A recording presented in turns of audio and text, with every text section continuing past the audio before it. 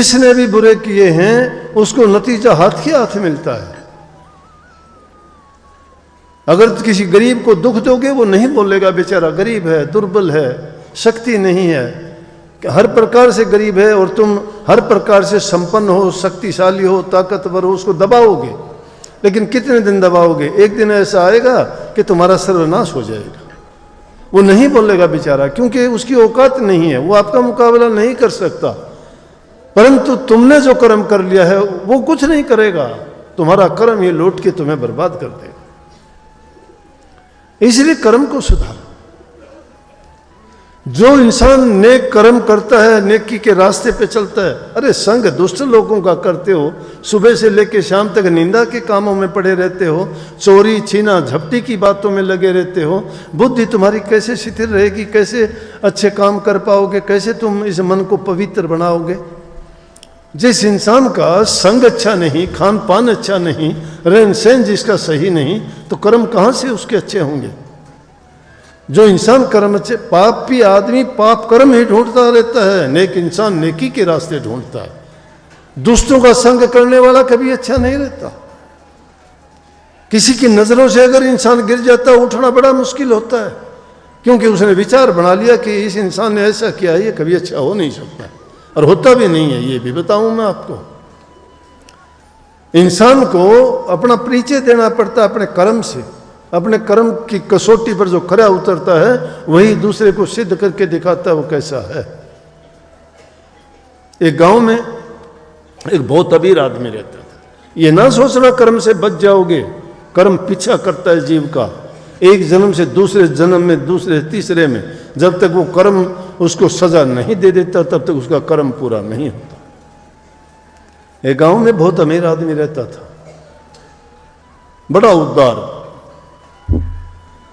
बहुत पैसे वाला था। सबके लिए छूट कर रखी थी उसने कि कोई आओ ले जाओ पैसा, पैसा ले जाओ, जो भी तुम्हें जरूरत है, जितनी भी जरूरत है ले जाओ। कर्ज के रूप में देता था, लेकिन साथ में लिखता था, वो मुनीम छोड़ रखे थे बहुत से कि कोई आओ ले जाओ, किसी को इनकार नहीं करता था। लेकिन उससे पूछता था एक बार कि जो तू कर्ज लेके जाता है वो अब देगा या अगले जन्म में देगा? कोई कहता मैं इसी जन्म में दूंगा, तो वो दे देता था, चुकता कर देता था। जो नहीं देता था उसके लिख लेते थे ये अगले जन्म में देगा। बात फैलती फैलती दूर तक थी, सब लोग जानते थे कि वो किसी को निराश नहीं लौटाता, जो भी जाता वो लेके आता। एक बार दो शराबी कबाबी, कभी अच्छे कर्म नहीं किए, खोटे मंदे पाप जो उनसे जितना हो सकता, घर वालों ने भी बेदखल कर रखा। ऐसे ही घूमते फिरते जहाँ कहीं बैठ जाते वहीं पे शराब पीना, निंदा करना, बुराई करना, किसी से पैसे लेना, लेके नहीं देना, किसी से लड़ाई, किसी से झगड़ा। क्यों? कोई ठिकाना ही नहीं होता ऐसे लोगों का।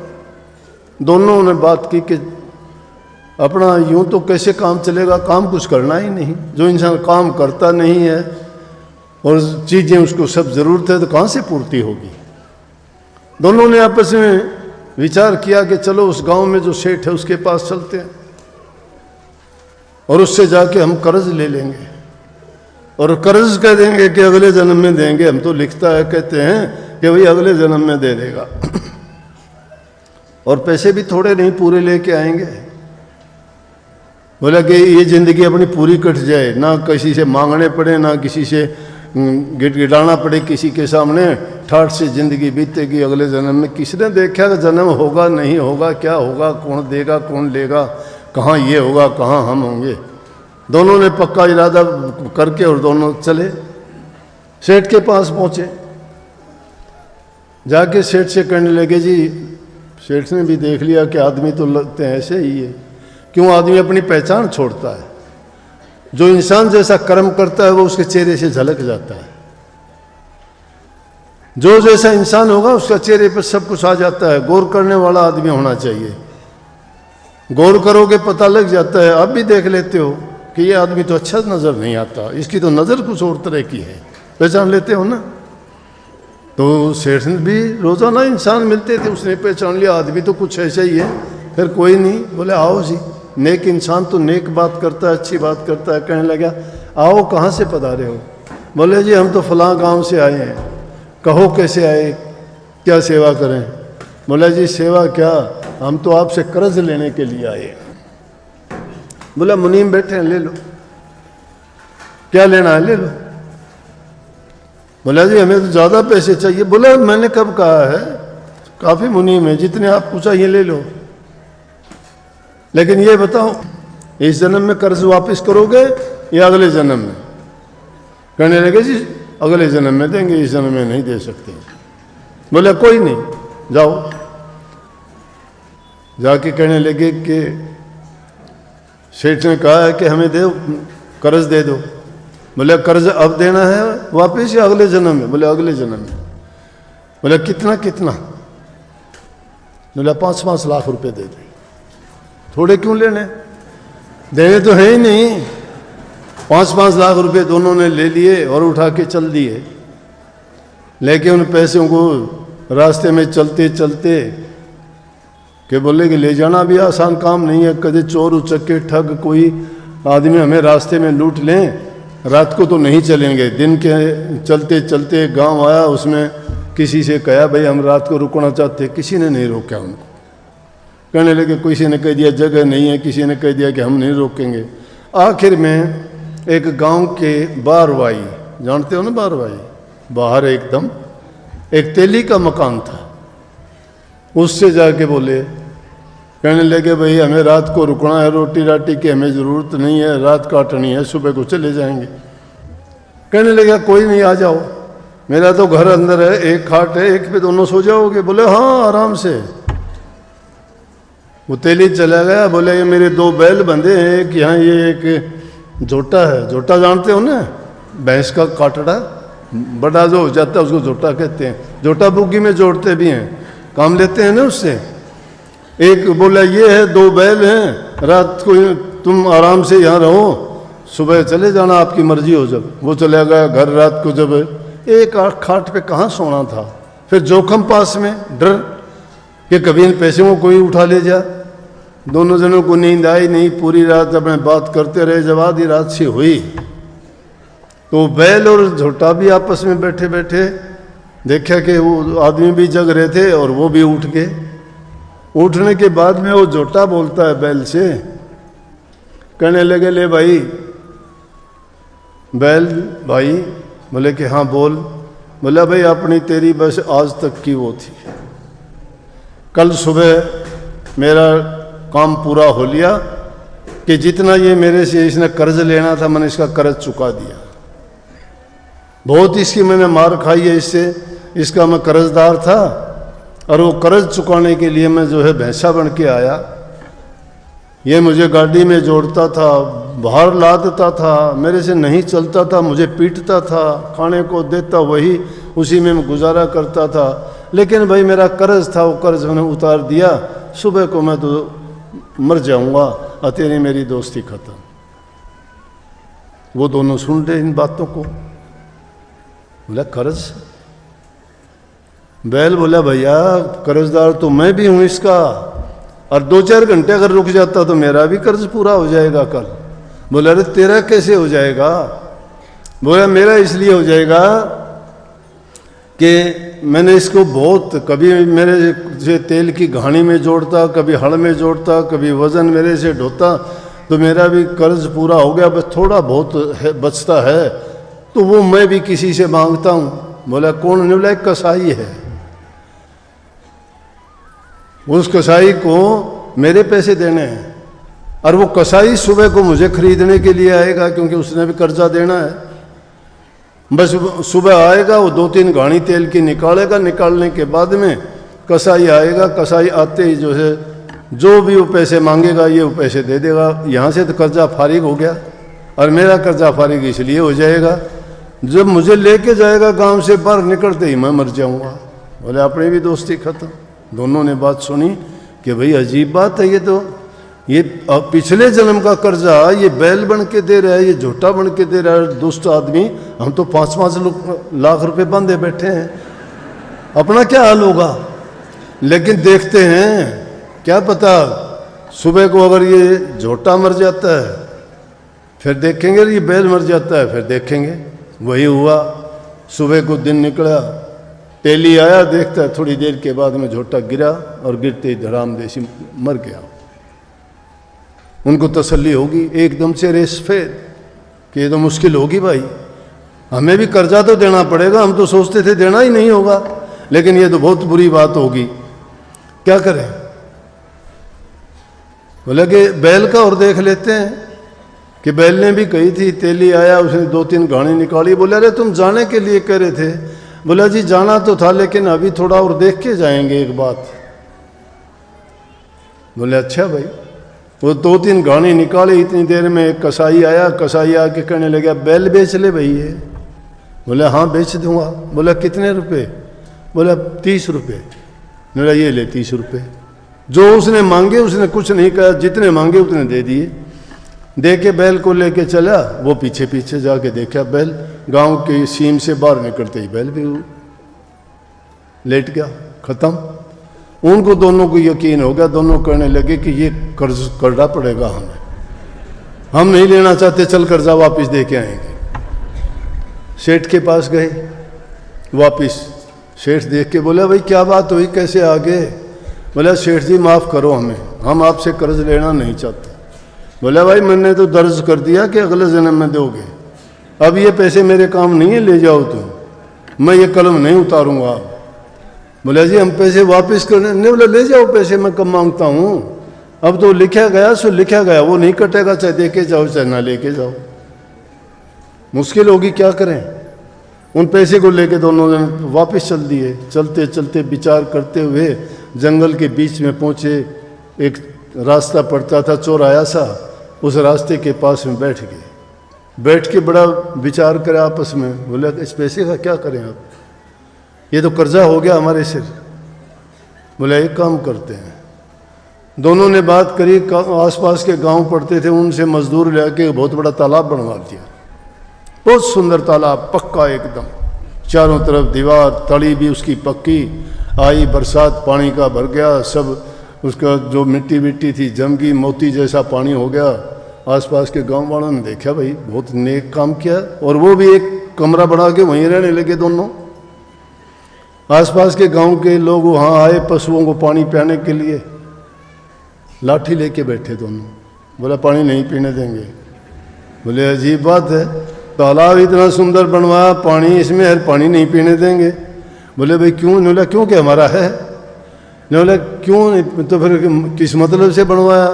बोले भाई हम तो यहाँ पहरेदार छोड़े गए हैं, ये तालाब हमने नहीं बनवाया, ये तो उस गांव वाले सेठ ने बनवाया है।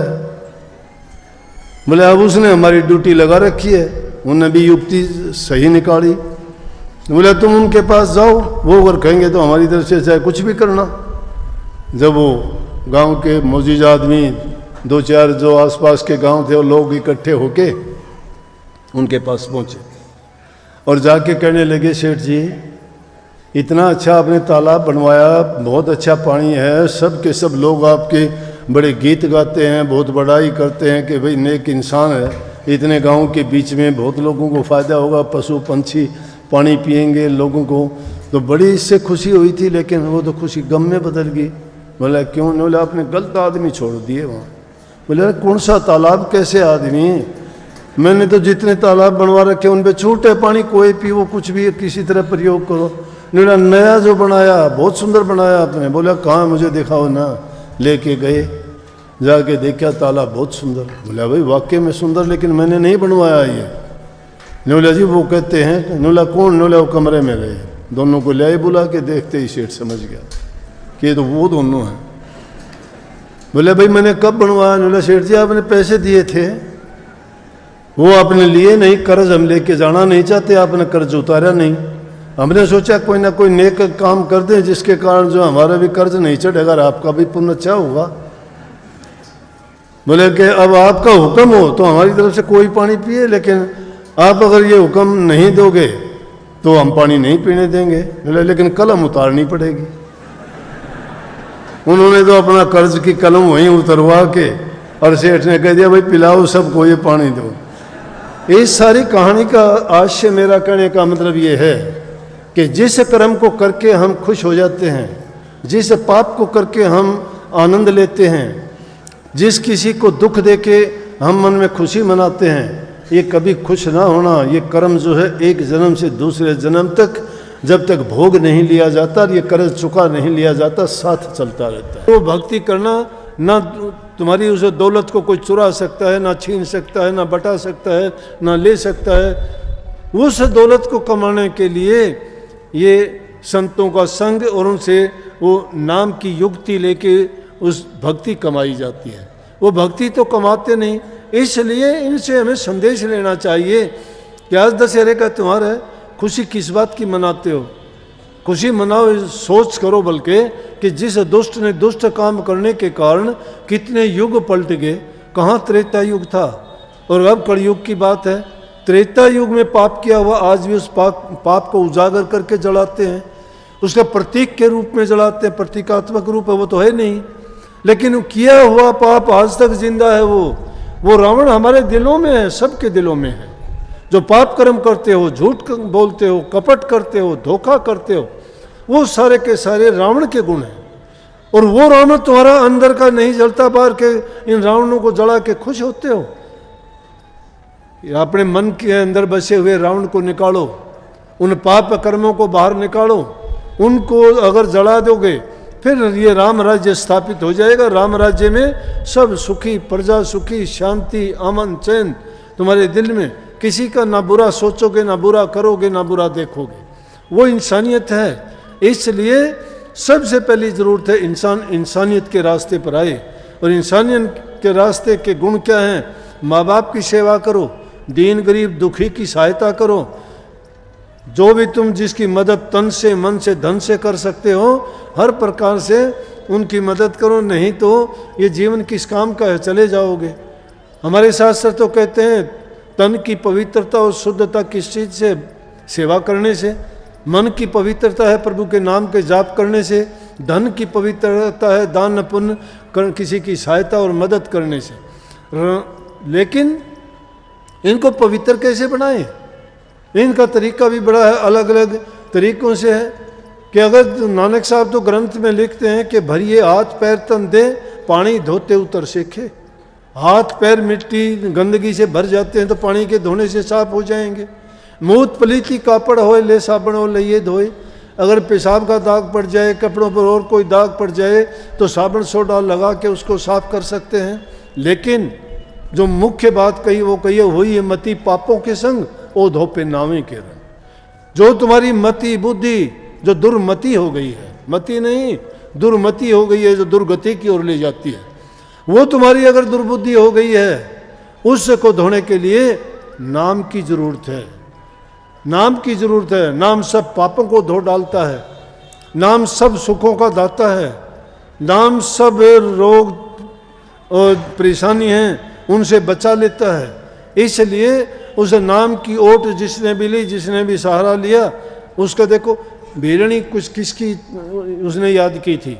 उसने सिर्फ राम नाम का एक ही बताया था। उनके गुरु ने ये कहा था बेटी कोई बात नहीं, मेरा शरीर पूरा हो गया, मुझे जाना है, यात्रा पूरी हुई मेरी दुनिया की। बोली कि मैं किसके सहारे रहूँगी गुरुजी? बोला कि नाम के सहारे। किसका नाम? कि रामचंद्र जी को याद करना। बोले मैं और भीलनी और कहाँ रामचंद्र जी? बोला कि एक दिन तेरे पास आएंगे। वो उनका दिया हुआ नाम, वो कोई भेद था क्या? लेकिन उन्होंने उस आस्था और विश्वास के साथ उस राम को मंत्र बना लिया और रोज़ाना गीत गाती कि मेरे रामचंद्र जी आएंगे, मेरे रामचंद्र जी आएंगे। पानी लाती है, भारी झाड़ी निकालती है, फूल लाती है, फल लाती है, रामचंद्र जी की याद में समय बिताती है और कहती है वो होंगे। वो नाम को मंत्र बना लिया। नाम उसके सांस सांस में रम गया। राम है क्या? रमे हुए का नाम राम है। हम तो नाम राम का लेते हैं, नाम कृष्ण जी का लेते हैं और फिर कहते हैं कुछ का कुछ है। अरे मानो, सबको मानो, मैं ये नहीं कहता ना मानो, हमारे पूज्य हैं, मैंने उसको कहा है। लेकिन एक बहन का योगी के पास कोई मैसेज आया, मुझे याद आ गया। वो कहने लगी कि मैं कृष्ण जी की पूजा करती हूँ, लेकिन मैं अपने से अच्छा तो उस फूल को मानती हूँ कि वो फूल प्रभु के चरणों में चढ़ जाता है।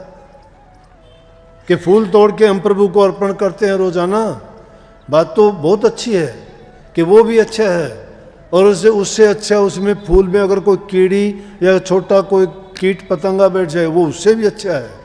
ऐसा हुआ भी है, होता भी है कि कई बार भौरा फूल के अंदर बैठ जाता है, शाम को फूल बुझ जाता है, सुबह माड़ी तोड़ के लाता है, सुबह को प्रभु के चरणों में चढ़ाता है, भौरा फूल का संग करने के कारण, और प्रभु के चरणों में चढ़ गया जाके फूल के साथ।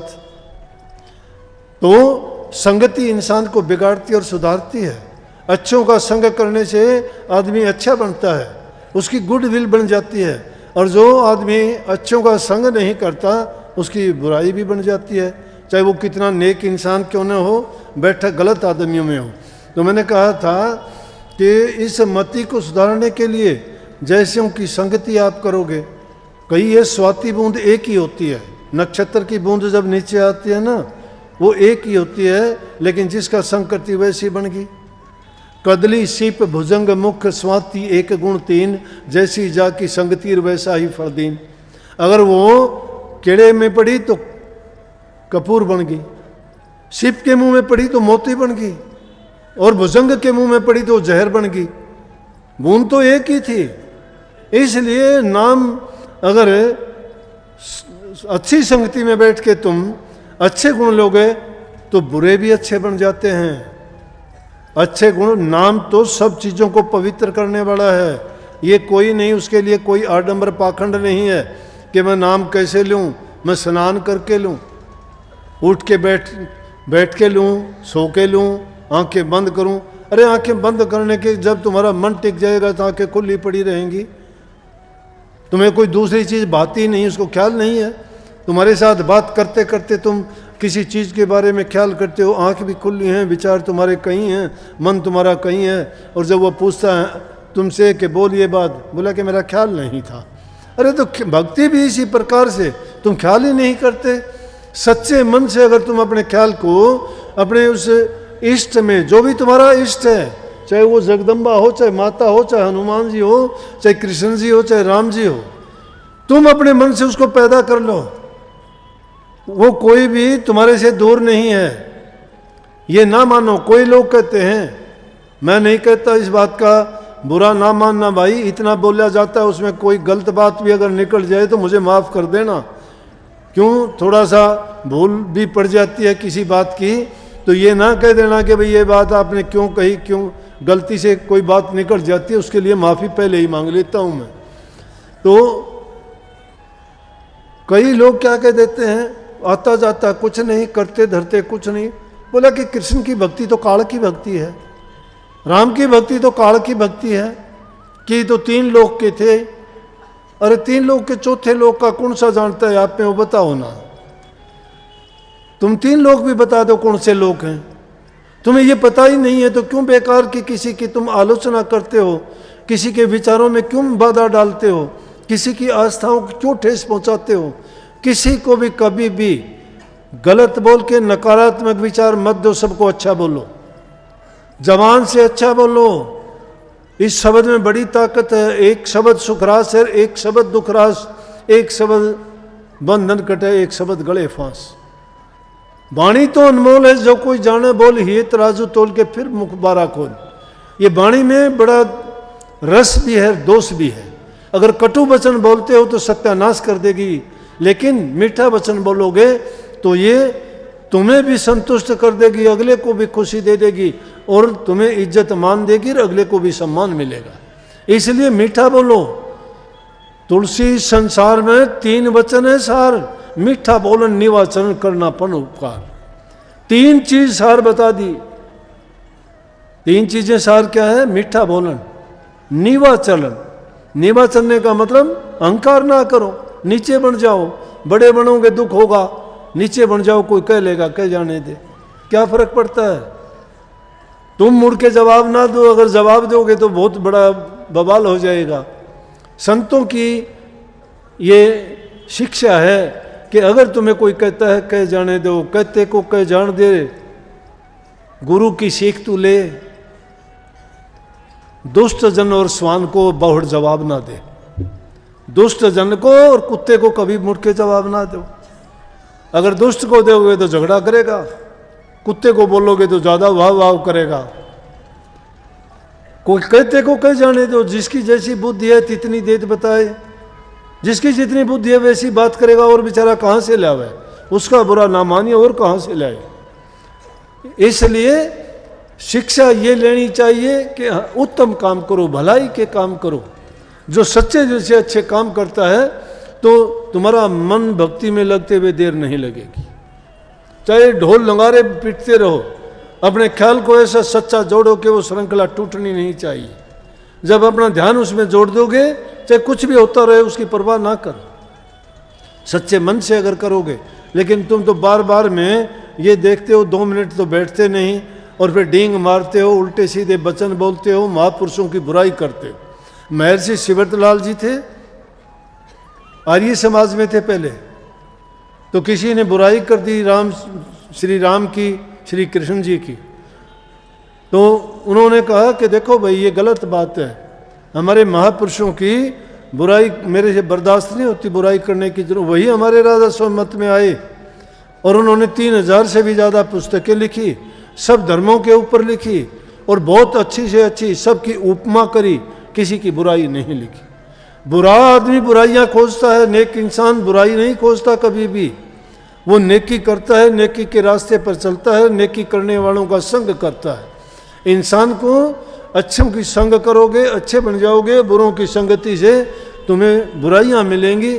इसलिए सत्संग में जब आते हो तो सत्संग को करने के लिए आया करो, यहाँ से कुछ लेके जाया करो, नहीं तो टाइम का बर्बाद क्या। स्वामी जी महाराज ने कितनी स्पष्ट कही, कहते हैं चल चल आए सतगुरु आगे, दर्शन पकड़े बचन न लागे, क्या फल पाया सत्संगत आए, वक्त गंवाया जन्म गंवाए। आते जाते जन्म गंवा दिया, वक्त खो दिया, वक्त की बड़ी कीमत है। कबीर साहब ने कही, कहता हूँ कह जात हूँ काहे बजाऊं ढोल, सांसा खाली जात है 3 लोग का मोल। इस सांस की कीमत हम तो जानते ही नहीं। कबीर साहब कहते एक सांस की कीमत 3 लोग के बराबर है। इसलिए सांस सांस में नाम सुमरने के लिए कही है। सांस सांस में नाम को याद रखो। उन नाम को याद रखने के लिए बहाने, इससे अच्छे तो किसान लोग थे पुराने ज़माने में, कुएं का पानी निकालते थे, बैल ऊँट को जोड़ते थे, चिड़स चमड़े के होते थे, और जब उसको पकड़ के पानी ढोलते थे तो कहते थे आइए राम जाइए राम चलिए राम आजा राम राम राम। दादू साहब जा रहे थे, उसने सोचा अच्छे भगत हैं भाई, रात के टाइम जाके देखा दादू साहब ने, राम भगत कहाँ है, ये तो जमींदार आदमी है। कहने लगा दादू दुनिया बावड़ी और कहे सामने राम, पूंछ मरोड़े बैलकार काटने अपना काम। राम का नाम तो लेते हैं लेकिन देखो काम अपना काटते हैं। बोला कि मैं तो समझा कि बड़े राम भगत होंगे, लेकिन शुभ नाम लेने से शुभ भावना आती है। अच्छे इंसान का तो नाम लेने से ही तुम्हारे मन में अच्छे विचारों का संचार हो जाएगा। प्रभु का नाम लेने से तुम्हारे हृदय में शुद्धता और पवित्रता आएगी। लेकिन रावण का नाम लेते हैं तो दुष्टता के विचार आएंगे, दुष्टता के विचार आएंगे। महाभारत का पाठ करने लग जाओ, घर में लड़ाई झगड़ा हो जाएगा। क्यों, महाभारत में युद्ध होया था। रामायण का पाठ करने लग जाओ, सब शांति से प्यार से सुनेंगे। क्यों, उसमें लड़ाई भी तो कैसी हुई थी, मर्यादा पुरुषोत्तम राम की लड़ाई लड़ाई नहीं थी, धर्म युद्ध था, धर्म युद्ध था वो। उस धर्म युद्ध में लेकिन गीता का जो उपदेश था हमारा, ऐसा संसार में कहीं उपदेश नहीं है। लेकिन कहने का मतलब है जैसे किसी झगड़ालू स्त्री का नाम लोगे तो सारी झगड़े की बात याद आएंगी, और किसी नेक औरत का लोगे तो जैसे मैंने कहा कितनी माताओं का नाम बताया कि वो सती थी और सती में कितनी शक्ति ताकत होती है, वो सब कुछ जो चाहे कर सकती है। इसलिए गुरुमुख जो होगा, गुरु की आज्ञा में चलने वाला, गुरु के वचन को मानने वाला, गुरु भक्ति को कमाने वाला। और गुरु क्या चाहता है, गुरु चाहता है नाम लेके नाम भक्ति करो। नाम भक्ति की दौलत कमाओगे तो तुम में भी उन माताओं से भी ज़्यादा शक्ति आ जाएगी। जो जिसमें शक्ति आ जाए वो कुछ भी कर ले। इसलिए भाई अच्छे काम किया करो, माँ बाप की, बूढ़े बुजुर्ग की सेवा किया करो, दीन गरीब दुखी की जो सहायता कर सकते हो, तन से मन से धन से, लेकिन बुरा ना करो। सबसे छोटा सूत्र बता दूं कि मनसा वाचा कर्मना, मन से वचन से और कर्म से दुख काहू मत दे, ऐती रेणी जो रहर वो शब्द रस ले। भक्ति का रस लेना चाहते हो तो मन वचन और कर्म से पवित्र हो जाओ। ये तो एक खुशी की बात है। फिर सत्संगी आदमी हो, आपको सिखाया जाता है कि हम आपस में प्यार से मिल के एक दूसरे के दुख दर्द तकलीफ को बांटना सीखें। जैसे एक बार सर्दी का मौसम था, नेक इंसान नेक काम के लिए खुद तकलीफ उठा लेगा लेकिन दूसरे को सुख पहुंचाने का प्रयास करेगा। एक बार सर्दी का मौसम था, एक छोटा सा कमरा था, उसे में एक आदमी एक ही सो सकता था, सो रहा था। एक आदमी आया, थोड़ी देर के बाद सफ़र चलता हुआ रास्ते पे उसका वो कमरा देख के सोचा रात यहाँ बिता लूँ, ठंड बहुत ज़्यादा है। दरवाज़ा खटखटाया, अंदर से आदमी की आवाज़ आई, भाई कौन है? बोला बाहर सर्दी बहुत है कि मैं भी अगर आपके इसमें आ जाऊँ तो बच जाऊँगा, नहीं तो सर्दी में मर जाऊँगा। बोला आ जाओ, अंदर आओ। बात तो सोने के लिए तो एक का ही है, लेकिन कोई बात नहीं, हम दो आदमी बैठ के रात काट लेंगे। नहीं तो अपना सुख कौन त्यागता है? आदमी कहता है कि ना, दूसरा भाड़ में जाए, मैं आराम से रहूँगा। लेकिन क्या वो बात कर ही रहे थे, नींद कहाँ आनी थी? एक तो ठंड ज़्यादा, फिर सोने की तो बात ही नहीं थी, बैठे हुए थे। थोड़ी देर हुई थी कि एक तीसरा आदमी ने आके फिर दरवाज़ा खटखटाया, कहने लगे अरे भाई बचा लो मुझे, बहुत ठंड है। बोला मैं चल फिर भी नहीं सकता, मेरे हाथ पैर सब ठंडे हो चुके हैं, अगर मैं बाहर रह गया तो सुबह तक मेरा तो कल्याण हो जाएगा। बोले दरवाज़ा खोल के कहने लगे आ जाओ। बोला कहाँ आ जाऊँ, तुम तो पहले ही दो बैठे हुए हो, इसमें तो जगह नहीं है। बोला कोई नहीं, तीन खड़े होकर रात काट लेंगे। एक ने अपनी सोने की जो जगह थी वो त्याग दी, दूसरा मिलने पे उन्होंने बैठने की भी त्याग दी, और तीन होने पे उन्होंने खड़े होकर रात काट ली। क्यों कही मैंने ये बात आपको? संगत ज़्यादा है, जगह में थोड़ी आपको शायद हो सकता है, लेकिन ऊपर वाले की छतरी जब होगी ना तो धूप गर्मी कुछ नहीं लगेगा आपको।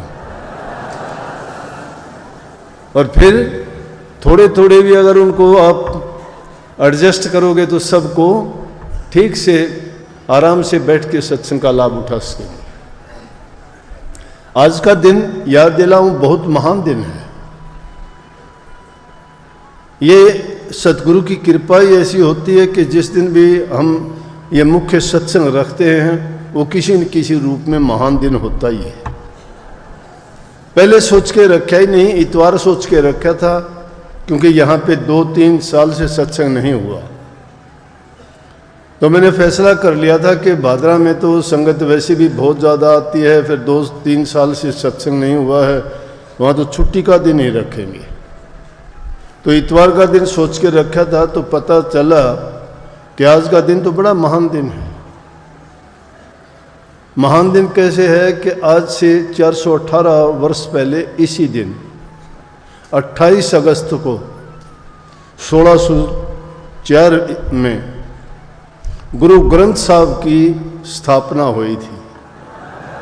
गुरु ग्रंथ साहब सिखों का एक धार्मिक वो ग्रंथ है जिसको रचने के बाद 10वें गुरु ने ये कह दिया था कि अब गुरु नहीं, गुरु अगर ढूंढना चाहते हो तो गुरु ग्रंथ साहब को ही गुरु मानना।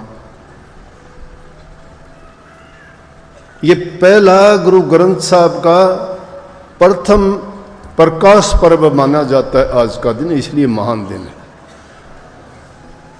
सिख धर्म का सबसे बड़ा दिन इससे कोई नहीं हो सकता। तो हम भी उसी जमात के, उसी नानक साहब को, उन्हीं सिद्धांतों को, उन्हीं धर्म को, उन्हीं मर्यादाओं का पालन करने वाले हैं। हमारे भी नियम वही हैं, हमारे भी सिद्धांत वही हैं। संत सभी एक ही संदेश देते हैं कि बुरे और खोटे कर्मों को त्याग करके प्रभु की भक्ति करो, नेक कर्म करो, मनुष्य मात्र के उद्धार, कल्याण और भलाई और नेक काम करोगे तो तुम्हारा जीवन पवित्र होगा। गुरु ग्रंथ साहब में 1430 पन्ने हैं और 5894 शब्द हैं उसमें, और पहले 6 गुरुओं की वाणी है और 15 दूसरे संतों की वाणियों का भी संकलन किया गया है। ये 5वें बादशाह अर्जन साहब ने करवाई थी। गुरु ग्रंथ साहब का संकलन करवा कर आज के दिन हरमंदिर साहब में प्रथम पाठ जो गुरु नानक साहब के सिद्धांत, नियम और जो उपदेश हैं मुख्य करके बाबा बूढ़ा ने उनको पढ़ के सुनाया संगतों को। उससे पहले हरमंदिर साहब को बड़ा सजाया गया और बहुत खुशी के साथ आज के दिन उनका प्रथम वो दिन था जब बाबा बूढ़ा ने, बाबा बूढ़ा कौन था, 6-7 पीढ़ियों तक बाबा बूढ़ा सिख गुरुओं को सेवा की उन्होंने। बहुत छोटी सी उम्र में नानक साहब के समय में आगे थे और उन्होंने 6 गुरुओं तक की सेवा की। ग्रंथ लिखने में उनका बहुत ज़्यादा योगदान था क्योंकि सब गुरु उनके सामने से हुए तो उन्होंने उनके बहुत से जो उपदेश थे, नियम थे, उनकी शिक्षाएं थी, उनको बताने में और उनको प्रमाणित करने में बड़ी मदद की थी। अर्जन साहब जब 5वें गुरु गद्दी पे आए, रामदास जी के ये पुत्र थे, उनके 4 लड़कों में सबसे छोटे थे। बड़े बुद्धिमान, बड़े धैर्यवान, बड़े शील स्वभाव के और बहुत ही इतने नेक महापुरुष थे कि बचपन से ही उन्हें पहले से झलकते थे। तो पृथ्वीचंद इनका बड़ा भाई था जो गुरु साहिब इनके पिताजी के साथ साथ रहता था, लेकिन वो अच्छी नीयत का आदमी नहीं था। और उन्होंने क्या किया था कि ग्रंथ साहब को अपनी वाणी उनमें जोड़नी शुरू कर दी थी। जब अर्जन साहब ने ये देखा कि ये तो महापुरुषों की वाणी के साथ अन्याय करते हैं, दूसरी वाणियों को उनमें मिला के मिलोनी करके गलत करते हैं जो इस ग्रंथ साहब में मिलाने लायक नहीं है, ये संतों की वाणी के बराबर उनको लगाना उचित नहीं है, तो उन्होंने उन जो मुख्य रूप से इनके सिद्धांत और नियम थे और जो मूल कापी तीसरे गुरु अमरदास जी के पुत्र के पास थी, तो अमरदास जी ने जब उनसे मंगवाई, वो कहने लगे भाई उनसे जाके ले आओ ग्रंथ साहब को संकलन करके और हम उसको इकट्ठा करके रखेंगे। तो उनके पास लेने के लिए गए, उन्होंने इनकार कर दिया कि मैं नहीं दूंगा। तो 5वें गुरु ने इतने उनकी बड़ाई के गीत गाए कि तुम तो बहुत नेक हो, तुम्हारी तो बड़ी इज्जत है, दरवाज़ा खोलो, कृपया करके हमें दो, मदद दो। लेकिन वो बड़े उन्होंने हठ किया और बड़ी मुश्किल से, लेकिन अर्जन साहब ने उस ग्रंथ को पूर्ण करवा के और आज के दिन स्थापना की गुरु ग्रंथ साहब की। और उस दिन के बाद 5वीं बादशाही ने बिस्तर छोड़ दिया, कभी बिस्तर पे नहीं सोए। यह उनका प्रण था। गुरु ग्रंथ साहब की स्थापना ऊंचे से ऊंचे स्थान पे की। आज भी आप देखते होंगे जब उसको लेके चलते हैं, चंवर ढुड़ाते हैं, ऊंचे स्थान पे रखते हैं और गुरु ग्रंथ साहब को इतने सम्मान की दृष्टि से देखते हैं। बहुत उच्च कोटि का ग्रंथ है जिसमें सिखों के बाद के एक आध गुरु के बाद में और जोड़े गए हैं। 6ठे, 7वें, 8वें गुरु ने तो कोई वाणी लिखी नहीं, लेकिन 9वें गुरु की कुछ वाणियाँ उनमें और संकलन कर दी और वो 10वीं बादशाही ने दूसरा ग्रंथ तैयार किया था। और उसका भी दूसरा ग्रंथ तैयार करने का कारण बना था कि जब कोई वाणी के बारे में किसी सिख ने पूछा कि जी इस वाणी का सही अर्थ करके बताओ, तो आपस में थोड़ा उनका तर्क वितर्क हुआ तो कहने लगे भाई गुरु ग्रंथ साहब ले आओ, उससे तसल्ली हो जाएगी, जो उसमें लिखा है वो सच्चा होगा। लेकिन जब उन्होंने उसे ग्रंथ साहब को मंगवाया तो हरगोविंद का पोता था, उसके पास वो ग्रंथ साहब था जो असली था। उसने बड़ा ताना दे दिया। वो कहने लगे अगर ऐसे ही संत हो तो अपना बना लो, ये हमारा है, मैं नहीं देता तुम्हें। वो ग्रंथ साहब नहीं दिया। तो कहते हैं कि ये अपने जो गुरु गोविंद सिंह 10वें गुरु थे, उन्होंने अपनी जबान मुबारक से जबानी फरमा के लिखवा दिया ग्रंथ साहब, और वो ग्रंथ साहब आज तक उसको मुख्य ग्रंथ के रूप में रखते हैं। गुरुद्वारों में पाठ होता है, हर प्रकार की अरदास प्रार्थना की जाती है। और उसी ग्रंथ में आगे ये लिख दिया गया कि आज्ञा भई अकाल कीर्त अभी चलायो पंथ, सब सिखन से बेनती गुरु मानियो ग्रंथ। गुरु ग्रंथ को मानियो प्रगट गुरा की दे, जा का हृदय शुद्ध है वो खोज शब्द में ले। कि जिसका पवित्र हृदय है वो शब्द में खोज ले। अब इसको अपने ढंग से सोच के देखो, शब्द, जिस शब्द की महिमा संतों ने गाई वो शब्द है। शब्द, जिस शब्द से पूरी सृष्टि रची गई वो शब्द है। शब्द कोई वाणी की वाणी ना मान लेना, लेकिन वाणी का भी इसमें मतलब है कि सभी सिद्धांत, सभी नियम, सभी रास्ते, सभी तरीके, सभी उसकी परमात्मा की खोज करने के उस शब्द में खोज करोगे तुम्हें मिल जाएगा। वो प्रगट रूप में गुरु की देह मान के चलोगे तो इसका मतलब अपने हृदय के अंदर एक दृढ़ विश्वास है कि यकीन करके तुम जब उन वाणियों में दी गई जो शिक्षा है उसका पूरा पालन करोगे। वाणियां किस चीज की हैं? वाणी इंसान के जीवन को पवित्र बनाने की है, पाप कर्मों से छुटाने की है। सत्संग यही सिखाता है इंसान को। जीव भटका हुआ है, ये जीव भटका हुआ है, काल और माया के देश में भूल जाता है। कितना भी इसको समझाया जाता है कि ऐसे कर्म ना करना कि जिसके कर्म करने के से तुम्हें नरक भोगने पड़े, पापों का बोझ उठाना पड़े, दुख सुख उठाओगे, तकलीफें होंगी, कोसते फिरोगे, जिंदगी बर्बाद हो जाएगी। ये मेरे साथ क्यों हुआ, ऐसा नहीं होना चाहिए था। ऐसी विचार कर करके अपने आप को कहोगे, कभी दूसरे को दोष दोगे, कभी भाग्य का नाम लोगे, लेकिन ये कभी नहीं सोचोगे कि ये मेरे कर्म का ही फल है, मैंने कर्म किया होगा। कर्म से बच नहीं सकता इंसान। जो कर्म करता है, कर्म तो उसको भोगना ही पड़ता है। अब इस कर्म के सिद्धांत को जो इंसान समझ जाता है वो बुराई को तज देगा और नेक रास्ते पे चल के, जब नेक रास्ते पे ही चलेगा तो प्रभु की भक्ति करना उसके लिए कठिन नहीं है।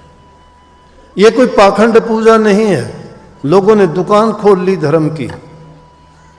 नाम ले लो, नाम ले लो, क्या नाम ले लो, नाम लेके बहुत बैठे हैं। नाम लेने वालों का कल्याण हो गया क्या? नाम है क्या चीज? नाम वो नेक नियति है जिसके कारण इंसान कोई किसी का बुरा कर्म ना करे, कोई पाप ना करे, किसी को दुख ना दे, चोरी ना करे, छल कपट ना करे, बेईमानी ना करे, भ्रष्टाचारी ना हो, अपनी हक हलाल की, ईमानदारी की कमाई करके खाए। उसका जीवन पवित्र होगा, पवित्र जीवन होगा, उसका पवित्र मन होगा, पवित्र मन होगा, वो पवित्र काम करेगा। जिसके कर्म पवित्र नहीं है, कर्म नाम किसका है? तुम कर्म और किसी चीज, कर्म नाम काम का है। जो काम करते हो पवित्र काम करो। पवित्र काम नहीं करता है उस इंसान को परिणाम कभी अच्छा नहीं मिलता। आप तो देख लो, कभी भी करके देख लो, जिसने भी बुरे किए हैं उसको नतीजा हाथ के हाथ मिलता है। अगर किसी गरीब को दुख दोगे वो नहीं बोलेगा बेचारा गरीब है, दुर्बल है, शक्ति नहीं है। हर प्रकार से गरीब है और तुम हर प्रकार से संपन्न हो, शक्तिशाली हो, ताकतवर हो, उसको दबाओगे। लेकिन कितने दिन दबाओगे? एक दिन ऐसा आएगा कि तुम्हारा सर्वनाश हो जाएगा। वो नहीं बोलेगा बेचारा, क्योंकि उसकी औकात नहीं है, वो आपका मुकाबला नहीं कर सकता। परंतु तुमने जो कर्म कर लिया है वो कुछ नहीं करेगा। तुम्हारा कर्म ये लौट के तुम्हें बर्बाद कर देगा। इसलिए कर्म को सुधारो। जो इंसान नेक कर्म करता है, नेकी के रास्ते पे चलता है, अरे संग दुष्ट लोगों का करते हो, सुबह से लेकर शाम तक निंदा के कामों में पड़े रहते हो, चोरी छीना झपटी की बातों में लगे रहते हो, बुद्धि तुम्हारी कैसे शिथिल रहेगी, कैसे अच्छे काम कर पाओगे, कैसे तुम इस मन को पवित्र बनाओगे? जिस इंसान का संग अच्छा नहीं, खान पान अच्छा नहीं, रहन सहन जिसका सही नहीं, तो कर्म कहाँ से उसके अच्छे होंगे? जो इंसान कर्म अच्छे, पापी आदमी पाप कर्म ही ढूंढता रहता है, नेक इंसान नेकी के रास्ते ढूंढता है। दुष्टों का संग करने वाला कभी अच्छा नहीं रहता। किसी की नजरों से अगर इंसान गिर जाता है, उठना बड़ा मुश्किल होता है, क्योंकि उसने विचार बना लिया कि इस इंसान ने ऐसा किया है, ये कभी अच्छा हो नहीं सकता, और होता भी नहीं है। ये भी बताऊं मैं आपको, इंसान को अपना परिचय देना पड़ता है अपने कर्म से। अपने कर्म की कसौटी पर जो खरा उतरता है, वही दूसरे को सिद्ध करके दिखाता है वो कैसा है। एक गांव में एक बहुत अमीर आदमी रहता था। ये ना सोचना कर्म से बच जाओगे, कर्म पीछा करता है जीव का, एक जन्म से दूसरे जन्म में, दूसरे तीसरे में, जब तक वो कर्म उसको सजा नहीं दे देता तब तक उसका कर्म पूरा नहीं होता। एक गांव में बहुत अमीर आदमी रहता था, बड़ा उदार, बहुत पैसे वाला था। सबके लिए छूट कर रखी थी उसने कि कोई आओ ले जाओ पैसा, पैसा ले जाओ, जो भी तुम्हें जरूरत है, जितनी भी जरूरत है ले जाओ। कर्ज के रूप में देता था, लेकिन साथ में लिखता था, वो मुनीम छोड़ रखे थे बहुत से कि कोई आओ ले जाओ, किसी को इनकार नहीं करता था। लेकिन उससे पूछता था एक बार कि जो तू कर्ज लेके जाता है वो अब देगा या अगले जन्म में देगा? कोई कहता मैं इसी जन्म में दूंगा, तो वो दे देता था, चुकता कर देता था। जो नहीं देता था उसके लिख लेते थे ये अगले जन्म में देगा। बात फैलती फैलती दूर तक थी, सब लोग जानते थे कि वो किसी को निराश नहीं लौटाता, जो भी जाता वो लेके आता। एक बार दो शराबी कबाबी, कभी अच्छे कर्म नहीं किए, खोटे मंदे पाप जो उनसे जितना हो सकता, घर वालों ने भी बेदखल कर रखा। ऐसे ही घूमते फिरते जहाँ कहीं बैठ जाते वहीं पे शराब पीना, निंदा करना, बुराई करना, किसी से पैसे लेना, लेके नहीं देना, किसी से लड़ाई, किसी से झगड़ा। क्यों, कोई ठिकाना ही नहीं होता ऐसे लोगों का। दोनों ने बात की कि अपना यूं तो कैसे काम चलेगा, काम कुछ करना ही नहीं। जो इंसान काम करता नहीं है और चीज़ें उसको सब ज़रूरत है तो कहाँ से पूर्ति होगी। दोनों ने आपस में विचार किया कि चलो उस गांव में जो सेठ है उसके पास चलते हैं और उससे जाके हम कर्ज ले लेंगे और कर्ज कह देंगे कि अगले जन्म में देंगे। हम तो लिखता है कहते हैं कि भाई अगले जन्म में दे देगा और पैसे भी थोड़े नहीं पूरे लेके आएंगे। बोला कि ये ज़िंदगी अपनी पूरी कट जाए, ना किसी से मांगने पड़े, ना किसी से गिड़गिड़ाना पड़े किसी के सामने, ठाठ से ज़िंदगी बीतेगी। अगले जन्म में किसने देखा कि जन्म होगा नहीं होगा, क्या होगा, कौन देगा कौन लेगा, कहाँ ये होगा कहाँ हम होंगे। दोनों ने पक्का इरादा करके और दोनों चले, सेठ के पास पहुँचे। जाके सेठ से कहने लगे, जी सेठ ने भी देख लिया कि आदमी तो लगते हैं ऐसे ही है। क्यों, आदमी अपनी पहचान छोड़ता है। जो इंसान जैसा कर्म करता है वो उसके चेहरे से झलक जाता है। जो जैसा इंसान होगा उसका चेहरे पर सब कुछ आ जाता है। गौर करने वाला आदमी होना चाहिए। गौर करोगे पता लग जाता है। आप भी देख लेते हो कि ये आदमी तो अच्छा नज़र नहीं आता, इसकी तो नज़र कुछ और तरह की है, पहचान लेते हो ना। तो सेठ भी रोज़ाना इंसान मिलते थे, उसने पहचान लिया आदमी तो कुछ ऐसा ही है। फिर कोई नहीं, बोले आओ जी, नेक इंसान तो नेक बात करता है, अच्छी बात करता है। कहने लगा, आओ कहाँ से पधारे हो? बोले जी हम तो फलां गांव से आए हैं। कहो कैसे आए, क्या सेवा करें? बोला जी सेवा क्या, हम तो आपसे कर्ज लेने के लिए आए हैं। बोला मुनीम बैठे हैं, ले लो, क्या लेना है ले लो। बोला जी हमें तो ज़्यादा पैसे चाहिए। बोला मैंने कब कहा है, काफ़ी मुनीम है, जितने आपको चाहिए ले लो, लेकिन ये बताओ इस जन्म में कर्ज वापस करोगे या अगले जन्म में? कहने लगे जी अगले जन्म में देंगे, इस जन्म में नहीं दे सकते। बोला कोई नहीं, जाओ। जाके कहने लगे कि सेठ ने कहा है कि हमें दे, कर्ज दे दो। बोले कर्ज अब देना है वापिस या अगले जन्म में? बोले अगले जन्म में। बोले कितना कितना? बोले 5-5 लाख रुपए दे दो। थोड़े क्यों लेने, देने तो है ही नहीं। 5-5 लाख रुपए दोनों ने ले लिए और उठा के चल दिए। लेकिन उन पैसों को रास्ते में चलते चलते कि बोले कि ले जाना भी आसान काम नहीं है। कभी चोर उचक्के ठग कोई आदमी हमें रास्ते में लूट लें, रात को तो नहीं चलेंगे। दिन के चलते चलते गांव आया, उसमें किसी से कहा भाई हम रात को रुकना चाहते, किसी ने नहीं रोका उनको। कहने लगे, किसी ने कह दिया जगह नहीं है, किसी ने कह दिया कि हम नहीं रोकेंगे। आखिर में एक गांव के बारवाई, जानते हो ना बारवाई, बाहर एकदम एक तेली का मकान था, उससे जाके बोले, कहने लगे भाई हमें रात को रुकना है, रोटी राटी की हमें ज़रूरत नहीं है, रात काटनी है, सुबह को चले जाएंगे। कहने लगे कोई नहीं, आ जाओ, मेरा तो घर अंदर है, एक खाट है, एक पे दोनों सो जाओगे? बोले हाँ आराम से। वो तेली चला गया, बोले ये मेरे 2 बैल बंधे हैं, एक यहाँ ये एक झोटा है। झोटा जानते हो ना, भैंस का काटड़ा बड़ा जो हो जाता है उसको झोटा कहते हैं। झोटा बुग्गी में जोड़ते भी हैं, काम लेते हैं ना उससे। एक बोला ये है, 2 बैल हैं, रात को तुम आराम से यहाँ रहो, सुबह चले जाना, आपकी मर्जी हो। जब वो चला गया घर, रात को जब एक खाट पे कहाँ सोना था, फिर जोखम पास में, डर कि कभी इन पैसों को कोई उठा ले जा। दोनों जनों को नींद आई नहीं, पूरी रात अपने बात करते रहे। जब आधी रात सी हुई तो बैल और झोटा भी आपस में बैठे बैठे देखा कि वो आदमी भी जग रहे थे और वो भी उठ गए।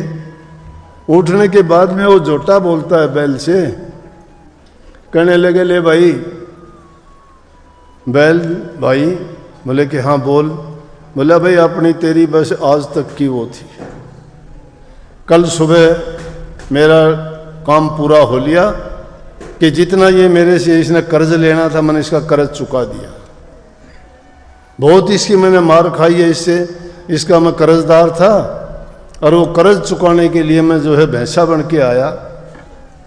ये मुझे गाड़ी में जोड़ता था, बाहर ला देता था, मेरे से नहीं चलता था, मुझे पीटता था, खाने को देता वही, उसी में मैं गुजारा करता था। लेकिन भाई मेरा कर्ज था, वो कर्ज मैंने उतार दिया, सुबह को मैं तो मर जाऊंगा और तेरी मेरी दोस्ती खत्म। वो दोनों सुन रहे इन बातों को। बोला कर्ज? बैल बोला भैया कर्जदार तो मैं भी हूं इसका, और 2-4 घंटे अगर रुक जाता तो मेरा भी कर्ज पूरा हो जाएगा कल। बोला अरे तेरा कैसे हो जाएगा? बोला मेरा इसलिए हो जाएगा कि मैंने इसको बहुत, कभी मेरे से तेल की घानी में जोड़ता, कभी हड़ में जोड़ता, कभी वजन मेरे से ढोता, तो मेरा भी कर्ज पूरा हो गया। बस थोड़ा बहुत है, बचता है तो वो मैं भी किसी से मांगता हूँ। बोला कौन? ने बोला एक कसाई है, उस कसाई को मेरे पैसे देने हैं और वो कसाई सुबह को मुझे खरीदने के लिए आएगा क्योंकि उसने भी कर्जा देना है।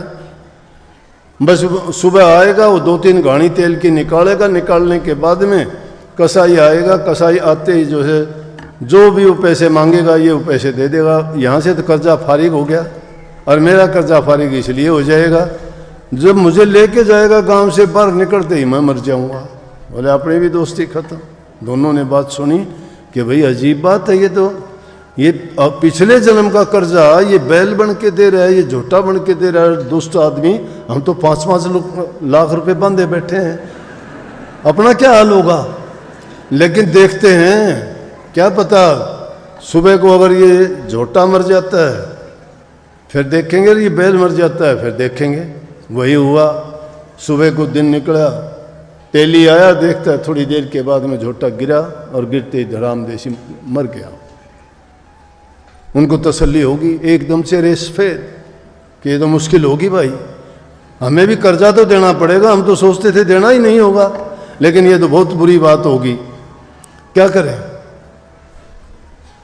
बोले कि बैल का और देख लेते हैं कि बैल ने भी कही थी, तेली आया, उसने 2-3 घानी निकाली। बोले अरे तुम जाने के लिए कह रहे थे, बोला जी जाना तो था लेकिन अभी थोड़ा और देख के जाएंगे एक बात। बोले अच्छा भाई। वो 2-3 गाड़ी निकाले, इतनी देर में एक कसाई आया, कसाई आके कहने लगा बैल बेच ले भाई ये। बोले हाँ बेच दूंगा। बोला कितने रुपए? बोला 30 रुपये। बोला ये ले 30 रुपये। जो उसने मांगे उसने कुछ नहीं कहा, जितने मांगे उतने दे दिए। दे के बैल को लेके चला, वो पीछे पीछे जाके देखा बैल गांव की सीम से बाहर निकलते ही बैल भी लेट गया, खत्म। उनको दोनों को यकीन हो गया, दोनों कहने लगे कि ये कर्ज करना पड़ेगा हमें, हम नहीं लेना चाहते, चल कर्जा वापस दे के आएंगे। सेठ के पास गए वापस। सेठ देख के बोला भाई क्या बात हुई, कैसे आ गए? बोला सेठ जी माफ़ करो हमें, हम आपसे कर्ज लेना नहीं चाहते। बोला भाई मैंने तो दर्ज कर दिया कि अगले जन्म में दोगे, अब ये पैसे मेरे काम नहीं है, ले जाओ तुम, मैं ये कलम नहीं उतारूंगा।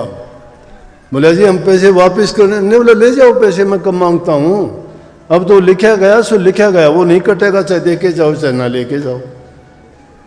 मुश्किल होगी, क्या करें। उन पैसे को लेके दोनों जन वापस चल दिए। चलते चलते विचार करते हुए जंगल के बीच में पहुँचे। एक रास्ता पड़ता था चौराया सा, उस रास्ते के पास में बैठ गए।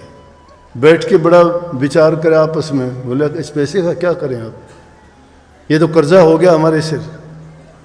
बोले एक काम करते हैं। दोनों ने बात करी, आसपास के गांव पड़ते थे, उनसे मजदूर लेके बहुत बड़ा तालाब बनवा दिया। बहुत सुंदर तालाब, पक्का एकदम, चारों तरफ दीवार, तली भी उसकी पक्की। आई बरसात, पानी का भर गया, सब उसका जो मिट्टी विट्टी थी जम गई, मोती जैसा पानी हो गया। आसपास के गांव वालों ने देखा भाई बहुत नेक काम किया, और वो भी एक कमरा बना के वहीं रहने लगे दोनों। आसपास के गांव के लोग वहाँ आए पशुओं को पानी पिलाने के लिए, लाठी लेके बैठे दोनों। बोला पानी नहीं पीने देंगे।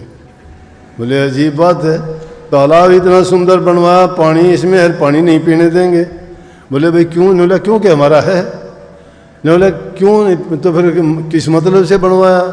बोले भाई हम तो यहाँ पहरेदार छोड़े गए हैं, ये तालाब हमने नहीं बनवाया, ये तो उस गांव वाले सेठ ने बनवाया है। बोले अब उसने हमारी ड्यूटी लगा रखी है, उन्होंने भी युक्ति सही निकाली। बोले तुम उनके पास जाओ, वो अगर कहेंगे तो हमारी तरफ से चाहे कुछ भी करना। जब वो गांव के मौजूद आदमी 2-4 जो आसपास के गांव थे वो लोग इकट्ठे होके उनके पास पहुंचे और जाके कहने लगे सेठ जी इतना अच्छा आपने तालाब बनवाया, बहुत अच्छा पानी है, सब के सब लोग आपके बड़े गीत गाते हैं, बहुत बड़ाई करते हैं कि भाई नेक इंसान है, इतने गांव के बीच में बहुत लोगों को फ़ायदा होगा, पशु पंछी पानी पिएंगे लोगों को। तो बड़ी इससे खुशी हुई थी, लेकिन वो तो खुशी गम में बदल गई। बोला क्यों? बोले आपने गलत आदमी छोड़ दिए वहाँ। बोले कौन सा तालाब, कैसे आदमी? मैंने तो जितने तालाब बनवा रखे उन पे छूट है, पानी कोई पियो, कुछ भी किसी तरह प्रयोग करो। बोला नया जो बनाया बहुत सुंदर बनाया आपने। बोला कहाँ, मुझे दिखाओ ना। लेके गए, जाके देखा तालाब बहुत सुंदर। बोला भाई वाकई में सुंदर, लेकिन मैंने नहीं बनवाया ये। बोला जी वो कहते हैं। बोला कौन? बोला वो कमरे में गए, दोनों को ले बुला के, देखते ही सेठ समझ गया कि ये तो वो दोनों हैं।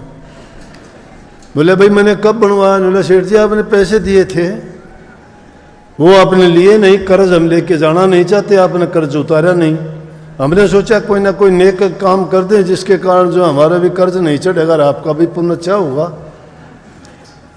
बोले कि अब आपका हुक्म हो तो हमारी तरफ से कोई पानी पिए, लेकिन आप अगर ये हुक्म नहीं दोगे तो हम पानी नहीं पीने देंगे। बोले लेकिन कलम उतारनी पड़ेगी। उन्होंने तो अपना कर्ज की कलम वहीं उतरवा के और सेठ ने कह दिया भाई पिलाओ सबको ये पानी दो। इस सारी कहानी का आज से मेरा कहने का मतलब ये है कि जिस कर्म को करके हम खुश हो जाते हैं, जिस पाप को करके हम आनंद लेते हैं, जिस किसी को दुख देके हम मन में खुशी मनाते हैं, ये कभी खुश ना होना, ये कर्म जो है एक जन्म से दूसरे जन्म तक जब तक भोग नहीं लिया जाता और ये कर्ज चुका नहीं लिया जाता साथ चलता रहता है। तो भक्ति करना ना तुम्हारी उस दौलत को कोई चुरा सकता है, ना छीन सकता है, ना बटा सकता है, ना ले सकता है।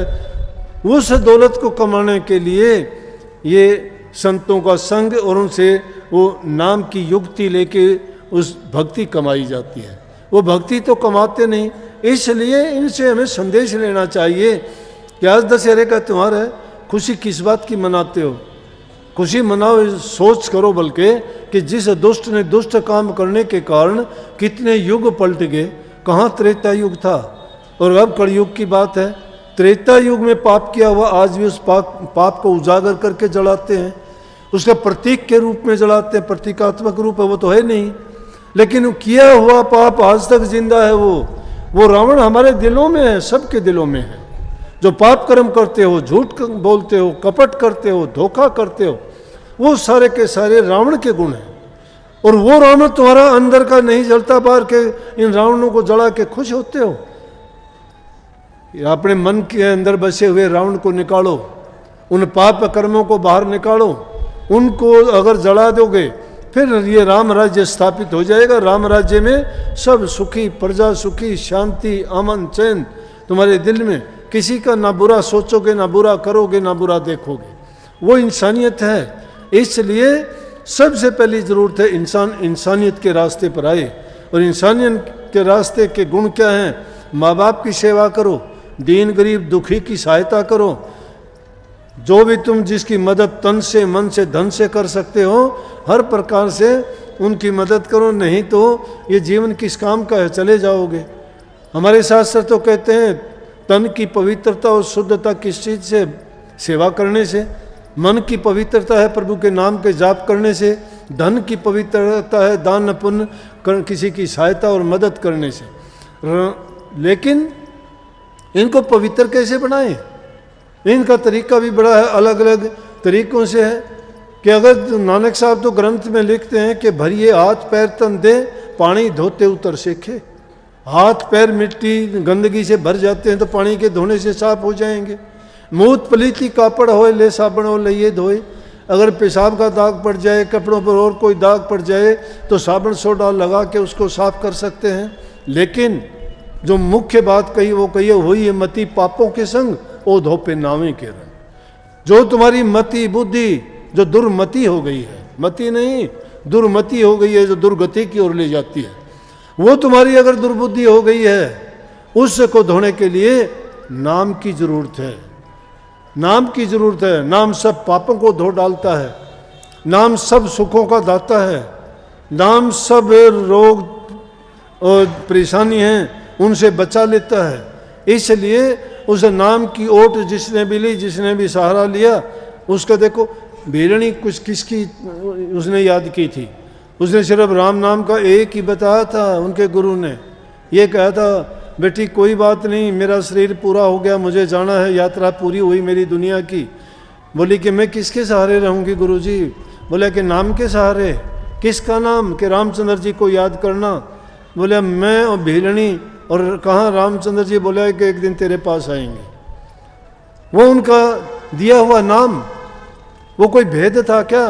लेकिन उन्होंने उस आस्था और विश्वास के साथ उस राम को मंत्र बना लिया और रोजाना गीत गाती कि मेरे रामचंद्र जी आएंगे, मेरे रामचंद्र जी आएंगे। पानी लाती है, भारी झाड़ी निकालती है, फूल लाती है, फल लाती है, रामचंद्र जी की याद में समय बिताती है और कहती है वो आएंगे। वो नाम को मंत्र बना लिया। नाम उसके सांस सांस में रम गया। राम है क्या? रमे हुए का नाम राम है। हम तो नाम राम का लेते हैं, नाम कृष्ण जी का लेते हैं और फिर कहते हैं कुछ का कुछ है। अरे मानो, सबको मानो, मैं ये नहीं कहता ना मानो, हमारे पूज्य हैं, मैंने उसको कहा है। लेकिन एक बहन का योगी के पास कोई मैसेज आया, मुझे याद आ गया। वो कहने लगी कि मैं कृष्ण जी की पूजा करती हूँ, लेकिन मैं अपने से अच्छा तो उस फूल को मानती हूँ कि वो फूल प्रभु के चरणों में चढ़ जाता है, कि फूल तोड़ के हम प्रभु को अर्पण करते हैं रोजाना। बात तो बहुत अच्छी है कि वो भी अच्छा है, और उससे अच्छा उसमें फूल में अगर कोई कीड़ी या छोटा कोई कीट पतंगा बैठ जाए वो उससे भी अच्छा है। ऐसा हुआ भी है, होता भी है कि कई बार भौरा फूल के अंदर बैठ जाता है, शाम को फूल बुझ जाता है, सुबह माली तोड़ के लाता है, सुबह को प्रभु के चरणों में चढ़ाता है। भौरा फूल का संग करने के कारण और प्रभु के चरणों में चढ़ गया जाके फूल के साथ। तो संगति इंसान को बिगाड़ती और सुधारती है। अच्छों का संग करने से आदमी अच्छा बनता है, उसकी गुडविल बन जाती है। और जो आदमी अच्छों का संग नहीं करता उसकी बुराई भी बन जाती है, चाहे वो कितना नेक इंसान क्यों न हो, बैठा गलत आदमियों में हो। तो मैंने कहा था कि इस मति को सुधारने के लिए जैसे की संगति आप करोगे, कहीं ये स्वाति बूंद एक ही होती है, नक्षत्र की बूंद जब नीचे आती है ना वो एक ही होती है, लेकिन जिसका संग करती वैसी बन गई। कदली सीप भुजंग मुख स्वाति एक गुण तीन, जैसी जा की संगतीर वैसा ही फरदीन। अगर वो केड़े में पड़ी तो कपूर बन गई, सीप के मुंह में पड़ी तो मोती बन गई, और भुजंग के मुंह में पड़ी तो जहर बन गई। बूंद तो एक ही थी। इसलिए नाम अगर अच्छी संगति में बैठ के तुम अच्छे गुण लोगे तो बुरे भी अच्छे बन जाते हैं। अच्छे गुण, नाम तो सब चीज़ों को पवित्र करने वाला है। ये कोई नहीं, उसके लिए कोई आडंबर पाखंड नहीं है कि मैं नाम कैसे लूँ, मैं स्नान करके लूँ, उठ के बैठ के लूँ, सो के लूँ, आंखें बंद करूँ। अरे आंखें बंद करने के जब तुम्हारा मन टिक जाएगा तो आंखें खुली पड़ी रहेंगी। तुम्हें कोई दूसरी चीज़ भाती नहीं, उसको ख्याल नहीं है। तुम्हारे साथ बात करते करते तुम किसी चीज़ के बारे में ख्याल करते हो, आंख भी खुली हैं, विचार तुम्हारे कहीं हैं, मन तुम्हारा कहीं है। और जब वो पूछता है तुमसे कि बोल ये बात, बोला कि मेरा ख्याल नहीं था। अरे तो भक्ति भी इसी प्रकार से, तुम ख्याल ही नहीं करते। सच्चे मन से अगर तुम अपने ख्याल को अपने उस इष्ट में, जो भी तुम्हारा इष्ट है, चाहे वो जगदम्बा हो, चाहे माता हो, चाहे हनुमान जी हो, चाहे कृष्ण जी हो, चाहे राम जी हो, तुम अपने मन से उसको पैदा कर लो। वो कोई भी तुम्हारे से दूर नहीं है, ये ना मानो। कोई लोग कहते हैं, मैं नहीं कहता इस बात का बुरा ना मानना भाई, इतना बोला जाता है, उसमें कोई गलत बात भी अगर निकल जाए तो मुझे माफ़ कर देना। क्यों, थोड़ा सा भूल भी पड़ जाती है किसी बात की, तो ये ना कह देना कि भाई ये बात आपने क्यों कही, क्यों गलती से कोई बात निकल जाती है, उसके लिए माफ़ी पहले ही मांग लेता हूँ मैं। तो कई लोग क्या कह देते हैं, आता जाता कुछ नहीं, करते धरते कुछ नहीं। बोला कि कृष्ण की भक्ति तो काल की भक्ति है, राम की भक्ति तो काल की भक्ति है, कि तो 3 लोक के थे। अरे 3 लोक के चौथे लोक का कौन सा जानता है आप में, वो बताओ ना। तुम 3 लोक भी बता दो कौन से लोक हैं, तुम्हें ये पता ही नहीं है तो क्यों बेकार की किसी की तुम आलोचना करते हो, किसी के विचारों में क्यों बाधा डालते हो, किसी की आस्थाओं को क्यों ठेस पहुंचाते हो। किसी को भी कभी भी गलत बोल के नकारात्मक विचार मत दो, सबको अच्छा बोलो, जबान से अच्छा बोलो। इस शब्द में बड़ी ताकत है। एक शब्द सुखरास है, एक शब्द दुखरास, एक शब्द बंधन कटे, एक शब्द गले फांस। वाणी तो अनमोल है, जो कोई जाने बोल ही तराजू तोल के फिर मुख बारा खोल। ये वाणी में बड़ा रस भी है, दोष भी है। अगर कटु वचन बोलते हो तो सत्यानाश कर देगी, लेकिन मीठा वचन बोलोगे तो ये तुम्हें भी संतुष्ट कर देगी, अगले को भी खुशी दे देगी, और तुम्हें इज्जत मान देगी और अगले को भी सम्मान मिलेगा। इसलिए मीठा बोलो। तुलसी संसार में 3 वचन है सार, मीठा बोलन निवाचन करना पन उपकार। 3 चीज सार बता दी। 3 चीजें सार क्या है? मीठा बोलन, निवाचलन। निवाचलने का मतलब अहंकार ना करो, नीचे बन जाओ। बड़े बनोगे दुख होगा, नीचे बन जाओ, कोई कह लेगा, कह जाने दे, क्या फर्क पड़ता है। तुम मुड़ के जवाब ना दो, अगर जवाब दोगे तो बहुत बड़ा बवाल हो जाएगा। संतों की ये शिक्षा है कि अगर तुम्हें कोई कहता है कह जाने दो, कहते को कह जान दे। गुरु की सीख तू ले, दुष्ट जन और स्वान को बहुड़ जवाब ना दे। दुष्ट जन को और कुत्ते को कभी मुड़ के जवाब ना दो। अगर दुष्ट को दोगे तो झगड़ा करेगा, कुत्ते को बोलोगे तो ज्यादा वाह वाह करेगा। कोई कहते को कह जाने दो, जिसकी जैसी बुद्धि है तितनी देत बताए। जिसकी जितनी बुद्धि है वैसी बात करेगा, और बेचारा कहाँ से लावे, उसका बुरा ना मानिए और कहाँ से लाए।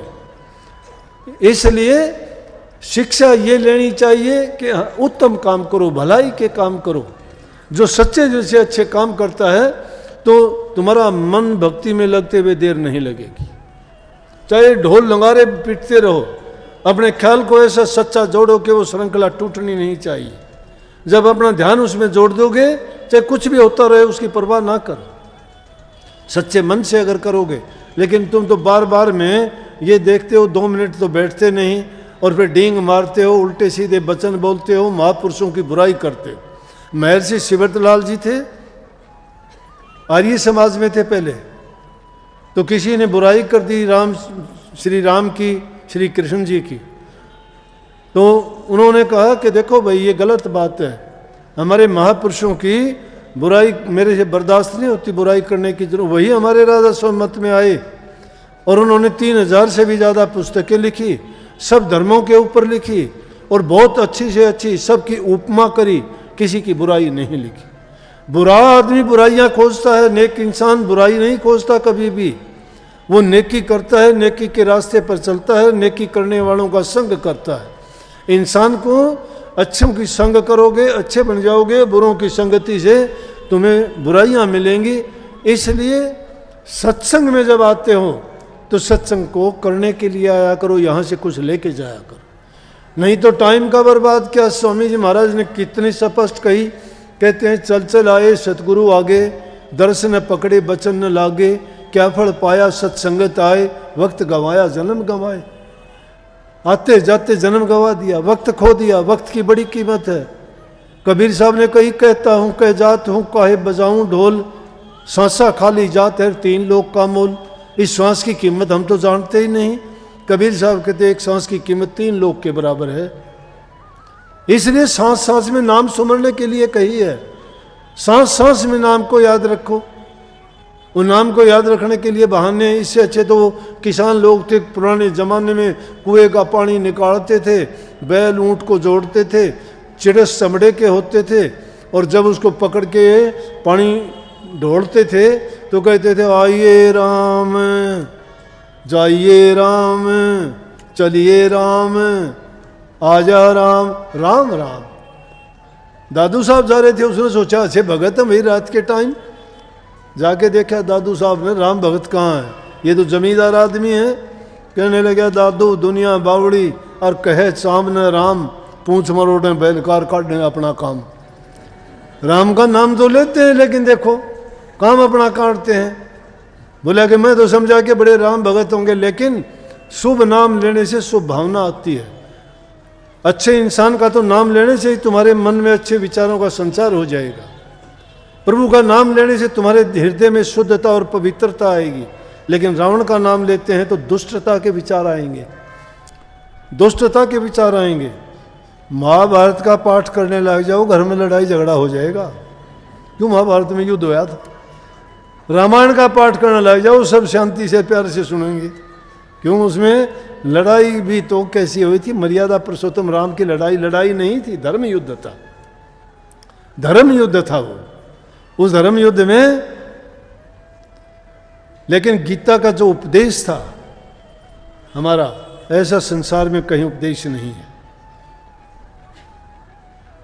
लेकिन कहने का मतलब है, जैसे किसी झगड़ालू स्त्री का नाम लोगे तो सारी झगड़े की बात याद आएंगी, और किसी नेक औरत का लोगे तो जैसे मैंने कहा कितनी माताओं का नाम बताया कि वो सती थी, और सती में कितनी शक्ति ताकत होती है, वो सब कुछ जो चाहे कर सकती है। इसलिए गुरुमुख जो होगा, गुरु की आज्ञा में चलने वाला, गुरु के वचन को मानने वाला, गुरु भक्ति को कमाने वाला। और गुरु क्या चाहता है? गुरु चाहता है नाम लेके नाम भक्ति करो। नाम भक्ति की दौलत कमाओगे तो तुम में भी उन माताओं से भी ज़्यादा शक्ति आ जाएगी। जो जिसमें शक्ति आ जाए वो कुछ भी कर ले। इसलिए भाई अच्छे काम किया करो, माँ बाप की, बूढ़े बुजुर्ग की सेवा किया करो, दीन गरीब दुखी की जो सहायता कर सकते हो तन से, मन से, धन से, लेकिन बुरा ना करो। सबसे छोटा सूत्र बता दूं कि मनसा वाचा कर्मना, मन से, वचन से और कर्म से दुख काहू मत दे, ऐती रेणी जो रहर वो शब्द रस ले। भक्ति का रस लेना चाहते हो तो मन, वचन और कर्म से पवित्र हो जाओ।